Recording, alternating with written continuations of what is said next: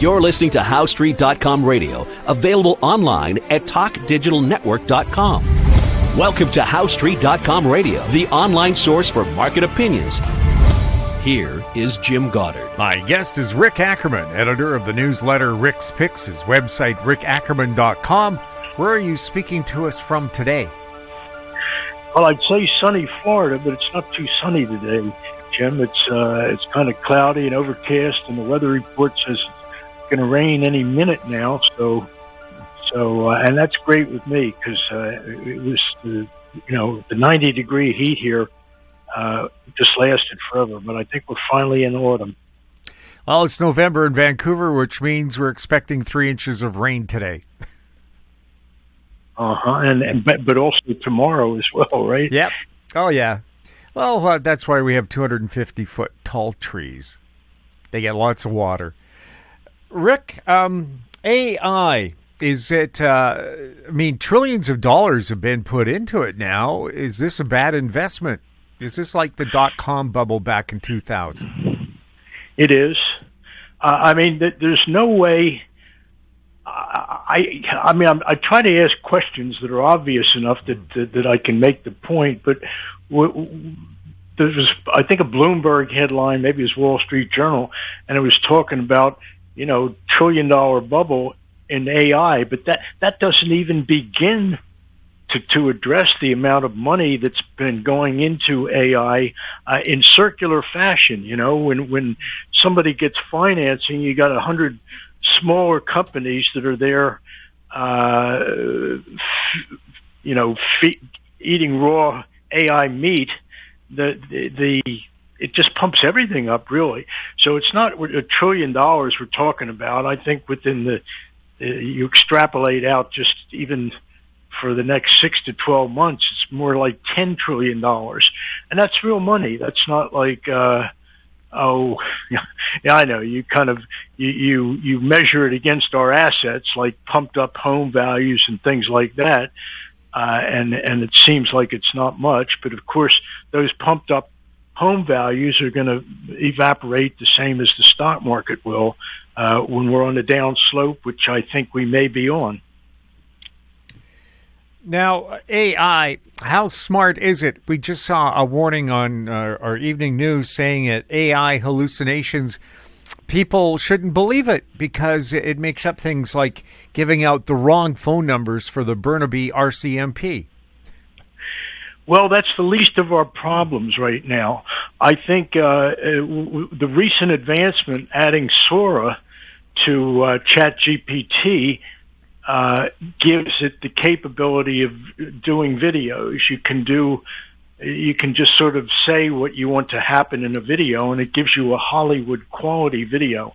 All right, so I'm familiar with these short, punchy videos because I'm addicted to YouTube's version of them. I'll get on YouTube, and they can keep me locked into it for 3 hours if they want, because they just know I love old clips with the Muhammad Ali fights, and I love to watch Javier do his moonwalk and shuffle dancing, and they know exactly what you want. All right, and what's happened very recently, and I mean within the last month, all the kids are playing with Sora, and they've literally swamped YouTube with these videos that are sort of a 14-year-old's idea of cool stuff, cool videos of what would happen if a bear came up on someone's back porch and was attacking the guy sitting there reading his newspaper, and his little kitty cat comes out and chases the bear away. So we've got a lot of conflict there between mongooses and cobras and some unlikely matchups like opossums versus lowland gorillas and things like that.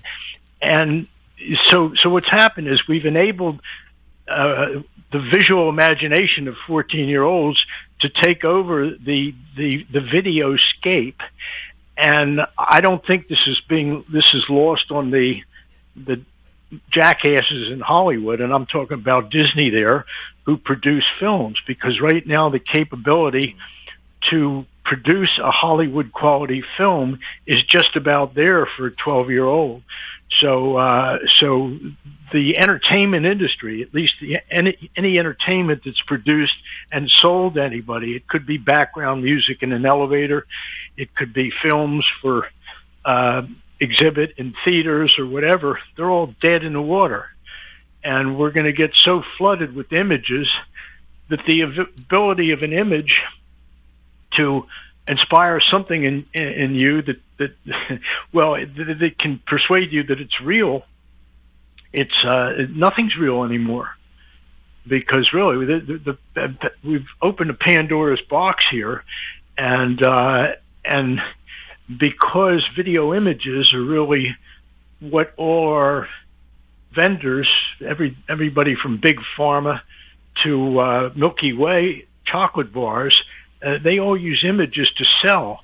And now images are going to be so corrupted that we're not going to be able to tell real from fake, and we'll have to assume that it's all fake. So that's a much, much bigger concern, I think, than this idea about, whether some written piece gets its facts wrong, hallucinates or whatever. We're pretty familiar with that, but the whole visual landscape and the way our brains process visual images is about to be radically changed.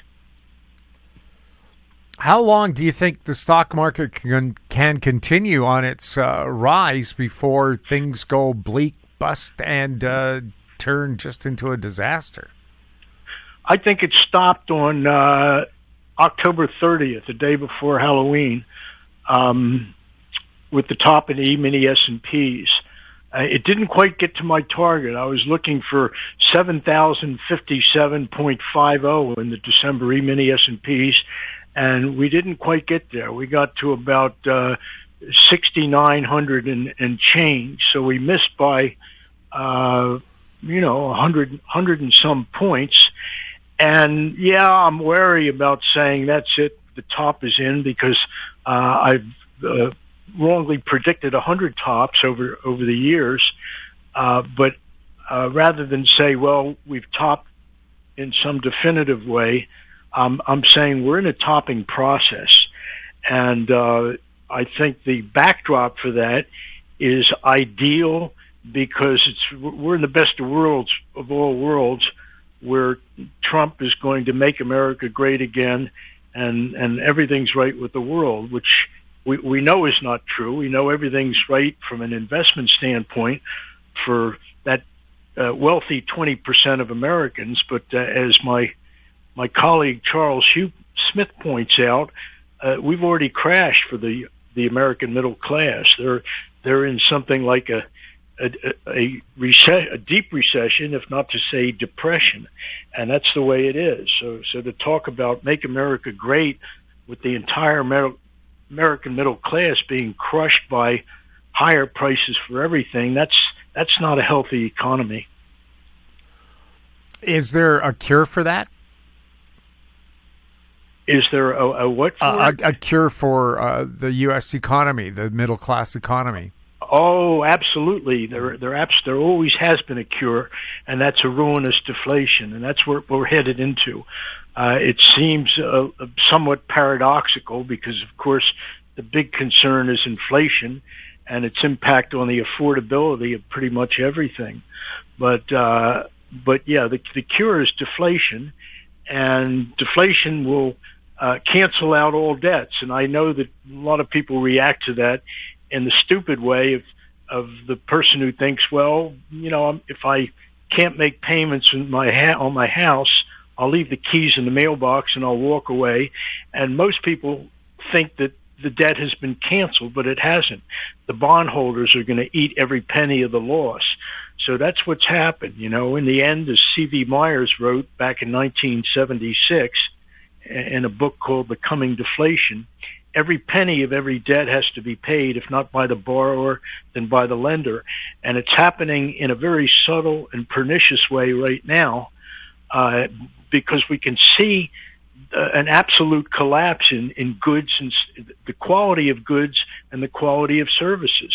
And by services, I mean everything from telemedicine, where you don't get to visit your doctor in person. He just kind of watches you on a screen, and no one's really seems too upset that he doesn't really get to look in your ears and see, as my urgent care doctor did the other week. He said, "Look, I've been coughing for weeks," and he took a look in my ears. And he said, the eardrum is supposed to be pink and lie flat, and yours is bulging a little bit, and it's kind of gray. And from that, he concluded that I had a bacterial buildup in my sinuses, so he gave me the right antibiotics and drugs for that, and lo and behold, the cough went away. You can't do that with telemedicine. Telemedicine is just inferior medicine, and it's one way, and other than direct dollars way, that we pay off all debt in the way that C.V. Myers said. And probably the biggest payment we've made against our debt, and a lot of it really goes to our standard of living, is that some time ago, after the bra burning outside Convention Hall in Atlantic City in the 60s, feminism reached a point where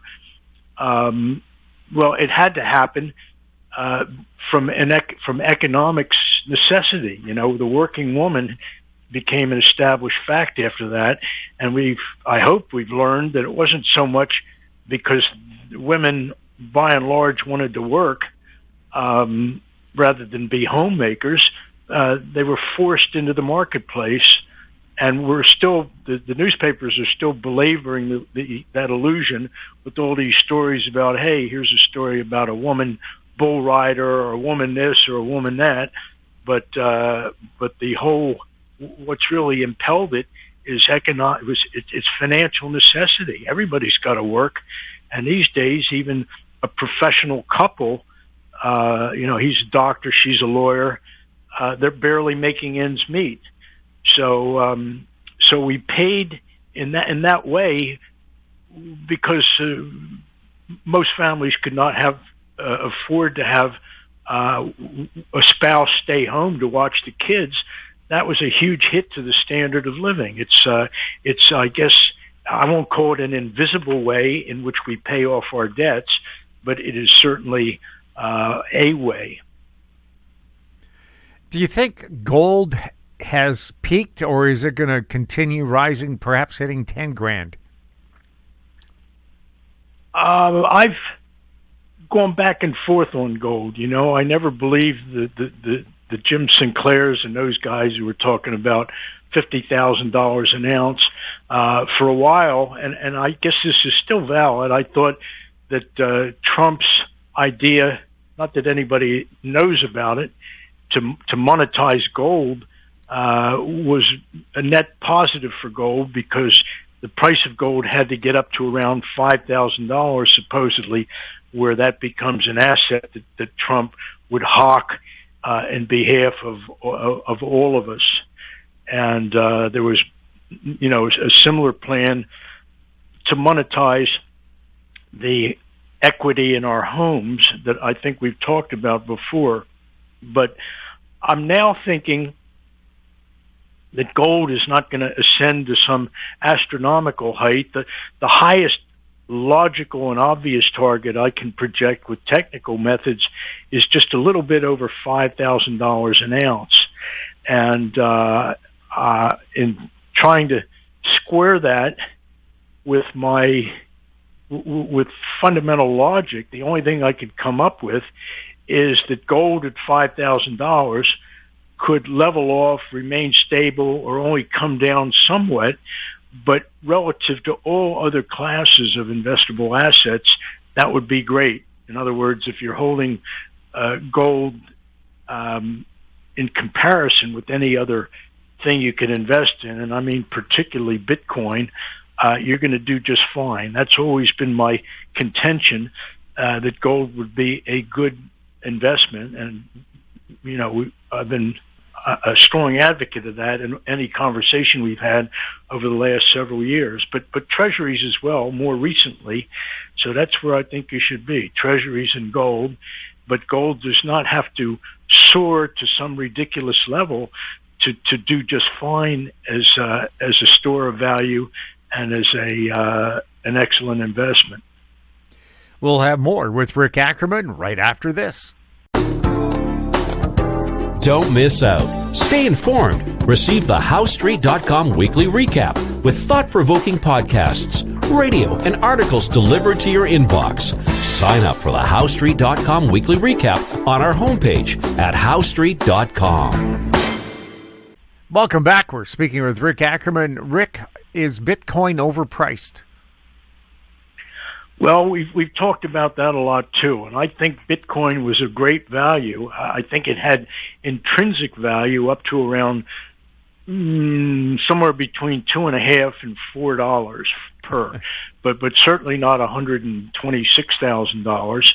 And I keep pointing to the fact that there's really nothing there. There's nothing behind Bitcoin. And when all the hucksters out there promoting Bitcoin, like Saylor, when they bullet point all of the good things about Bitcoin, the bullet points are, well, Bitcoin, there's scarcity, and, well, there's scarcity, and, scarcity and scarcity. That's the only thing they have to say about Bitcoin. It's I guess, a peculiarity that Bitcoin has become, is gotten officially recognized. Trump was a natural to come in and say, hey, I love this Bitcoin. Let's he took a dive in, and then, of course, he's become more than just a passive fan of Bitcoin. So, and I was talking with a friend of mine yesterday who's done really well. Started out as a clerk on a Pacific Stock Exchange, and he came to own office buildings and things like that. And he's always been very astute in his timing as far as getting out of selling his buildings, his real estate holdings. And he's also been buying 1,000-ounce ingots of silver since, well, going back forever. And he said, the Bitcoin, or at least the stable coin part of it, and of course the use of the word stable is on the part of Trump and his promoters. It's not ironic at all. It's just it's very seductive to think that the government is contemplating a plan that would allow some capital to flow into that reserve, into stable coin. But I get a feeling, even with the government's endorsement, it's not going to be quite stable, or the mechanism that keeps it stable is going to be under a great deal of stress. But the fundamental idea that the government should be interested in stable coin or a crypto medium as a place where they could offload stresses in the dollar market, they could make the world less dependent on dollars. To me, that's really scary, because it's one thing for Trump to think about trying to get us out of debt by, well, essentially borrowing on home equity and borrowing on whatever gold is there in Fort Knox. But it's a totally different thing to borrow against a valuation that has been assigned to a cryptocurrency. So that to me is really spooky, because any way you cut, slice, or dice it, although you can create, houses are real and gold is real, but to essentially hypothecate something that's not real, like crypto, to me, that's a very dangerous path. Are you looking at uranium? Never. I think it's got a great future, but I have to say that I sort of OD'd on the energy story years ago. It was just too difficult to, I don't know, it never really engaged me. I had a buddy 50 years ago who was talking about the great boom in coal that was coming, and it's complicated, and I think that uranium has a good future to the extent that they've really developed, if not to say perfected, these small reactors that could be an excellent energy solution down the road. But even there, you have kind of, from an investment standpoint, you have countervailing pressure because a lot of the recycling techniques for nuclear fuel have improved a great deal. So, there are two trends. I think the larger of them is a move toward nuclear power, which is probably the only thing that's going to solve our power demands. And you can probably look forward to a day when we have a glut of power that comes out of some of these megalomaniacs who, like Gates or Zuckerberg, who are talking about building their own nuclear power stations. They don't want to wait for the regional or local jurisdictions to build their own nuclear power plants. These multi-billionaires all want to jump into the game themselves. Some of them already have, like Musk in Tennessee. But so to the extent that we've got an AI bubble, we could wind up really with a power supply bubble that will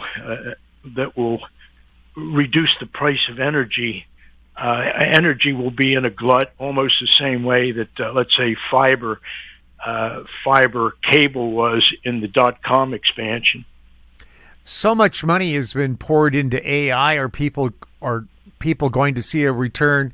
Because right now, the only thing I see happening from AI are massive layoffs. Yeah, it's a great job killer, and it really hasn't begun to kill. In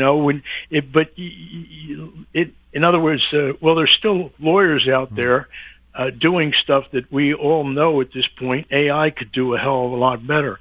I paid an attorney $2,000 an hour for a trademark issue I had with somebody who glommed my hidden pivot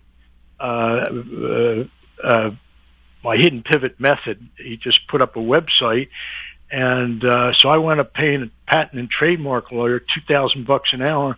But when you see the kind of issues that were sorted out, the other side they had their own pricey lawyer too, although he was a friend of theirs, so he did the work for free. So when you see the exchange of letters back and forth, you begin to understand that everything these guys accomplished was so logically and containably within the rule book of trademarks. It was pretty cut and dry, really, and it's exactly the kind of thing that AI could do really well. The filing of trademark applications is so ridiculously and neatly complex, but AI could make perfect sense of it. And of course, when I mean perfect, I mean in the same ballpark as a $2,000 an hour partner in a trademark law firm. So those layoffs haven't even started really, but it's getting harder and harder to imagine some job other than the trades. People that repair shoes and shoe horses and fix your, plumbers and electricians. They're going to do just fine.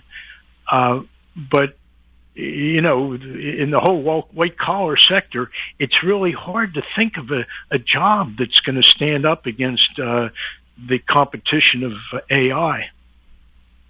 Rick, anything else we should be keeping a close eye on right now?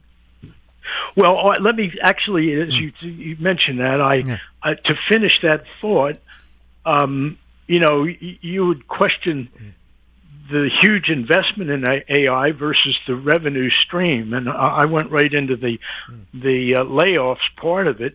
But if you take it at a more basic level, like where will AI produce a multiple of the trillions of dollars that are being invested in it now as revenues?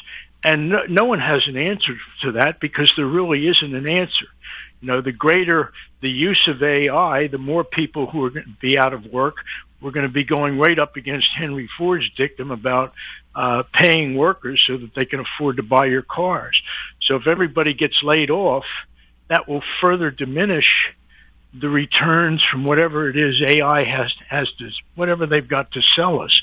But I don't know anybody, I mean, who's got the imagination to think of businesses and things that we will buy, you and I, in the way of services and goods, that can possibly measure up to the trillions of dollars that are being thrown at it now.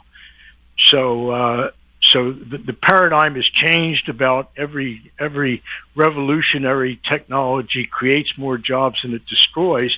That just ain't true this time, and it's so obvious that it's not true. And even if it were true, the horizon of the imagination is so distant that no one could even guess what the heck it's going to create that will somehow produce more wealth than produce more growth than was, and a multiple of what was invested in it initially. But we're in, as I mentioned earlier, we're committed to something like $10 trillion now, and that's a lot of bucks as far as what will we consume in goods and services to make that up. So somehow we're going to have to cross a valley, and I think the AI bubble is going to pop in a big way, but it encompasses so much now as far as the hubris and hype that you're talking about a very big bubble that's going to deflate. Rick, thank you so much for chatting with us. Hope I didn't depress you, Jim. But yeah, it's always a pleasure to connect with your audience, and I look forward to our next conversation. My guest has been Rick Ackerman, editor of the newsletter Rick's Picks, his website, rickackerman.com. If you have any questions for Rick or for any of our guests, you can send them to info@housestreet.com. Our YouTube channel is Talk Digital Network. Find us on X @HoweStreet. We're also on Facebook. I'm Jim Goddard. Thank you for listening. Comments made on HoweStreet.com radio are an expression of opinion only and should not be construed in any matter whatsoever as recommendations to buy or sell any financial instrument at any time. Available online at TalkDigitalNetwork.com. HoweStreet.com radio is a production of HoweStreet Media Incorporated.